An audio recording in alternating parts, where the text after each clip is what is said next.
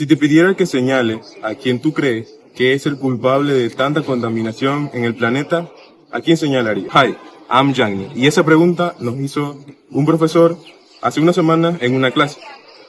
Y todos nosotros la respondimos con que nosotros somos los principales culpables de tanta contaminación. Y el profesor un poco se nos burló de esta respuesta. Es como que él habría esperado que nosotros respondiéramos eso. Su contraargumento fue preguntarnos que cuáles habían sido nuestras aportaciones esa semana a la contaminación.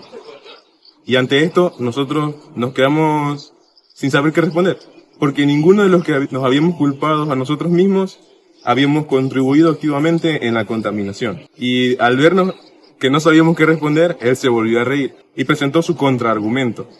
Y empezó a decir que en lugar de culparnos a nosotros mismos, nos pusiéramos a observar, a ver el comportamiento de las grandes compañías que muchos conocemos, compañías transnacionales como Coca-Cola, Nestlé, estas compañías que producen muchas cosas y fomentan la producción de desechos. Todas estas compañías y sus inversionistas en lo que principalmente se enfocaban era en fomentar el consumismo para así generar ingresos y producir más.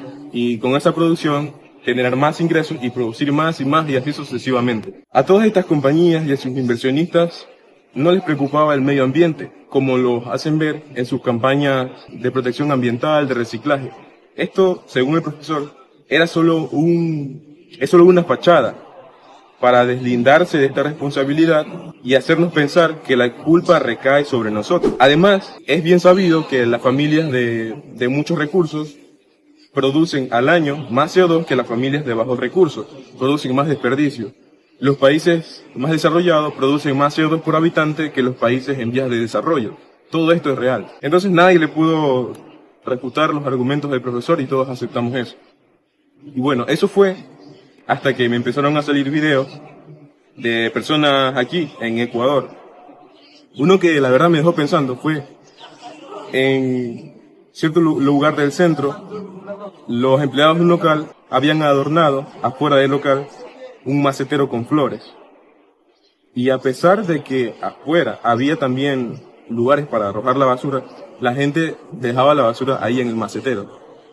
Otras personas arrancaban las flores, se las llevaban y otras simplemente las arrancaban por dejarlas ahí. Y con esto me puse a pensar de nuevo. Yo no he contribuido a la contaminación, pero sí he visto muchas personas que arrojan basura en la calle, como en los terrenos baldíos la gente es como que se ponen de acuerdo para ese terreno baldío, todos lo van a usar para ir a dejar escombros, para ir a dejar basura, para quemar basura. Entonces, en todos estos barrios pobres siempre veo contaminación. Y lo digo porque yo vivo en uno. Siempre veo contaminación, no solo ambiental, sino también contaminación visual y auditiva. Siempre.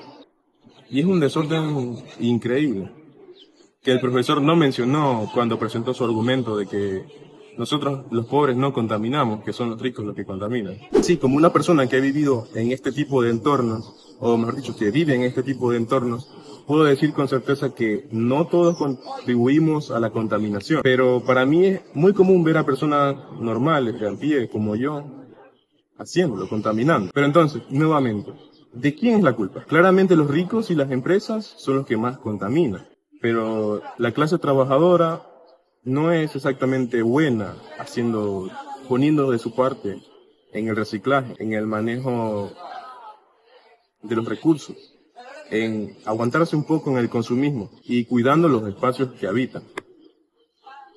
Tal vez la culpa no sea de nadie, tal vez la culpa sea de todos, pero a mí me gustaría saber qué opinas tú. Gracias por ver.